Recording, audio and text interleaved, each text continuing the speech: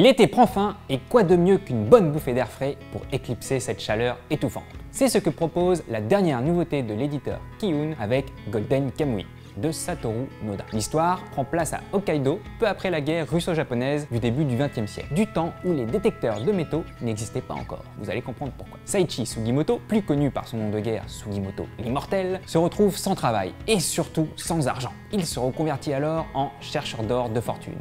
Mais à Hokkaido, les filons d'or sont pratiquement tous déjà épuisés. La chance va tourner lorsqu'on lui raconte l'existence d'un fabuleux trésor de 75 kg d'or. Actuellement, 75 kg d'or, ça représente la bagatelle de 6,5 millions d'euros. Sans trop spoiler, ce trésor a été volé au peuple Ainu par une personne qui se retrouve à présent enfermée dans la pire prison d'Hokkaido. Pour retrouver le trésor, ce vil personnage a eu la bonne idée de se la jouer Prison Break et de tatouer une sorte de carte cryptée du trésor sur le corps de 24 prisonniers, qui sont désormais tous enfuis. Ni une ni deux, Sugimoto l'Immortel se lance à leur poursuite et va faire la rencontre en chemin d'Ashirpa, une jeune Ainu liée elle aussi au trésor. Avec la puissance de Sugimoto et les connaissances d'Ashirpa, la chasse peut commencer. C'est vrai que quand on m'avait dit que ce premier tome offrait une lecture atypique, je n'avais pas vraiment compris le sens de cette phrase. Mais après avoir lu le tome 1, on comprend tout de suite que c'est une lecture sur deux niveaux. D'un côté, nous avons l'histoire en tant que telle, avec l'intrigue et l'aventure de la chasse au trésor, et d'un autre côté, nous avons tout le pan culturel sur l'époque, les lieux, la culture Ainu en général, mais aussi leurs techniques de survie en milieu hostile ou encore leurs techniques de chasse. On a par exemple toute une sorte de cours de cuisine sur comment faire un bon ragoût d'écureuil. Cela rappelle beaucoup le titre Bright Stories,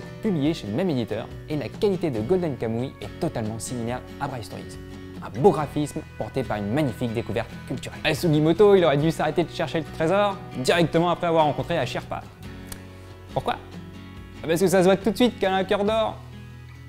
Alors il la plante, il le plante.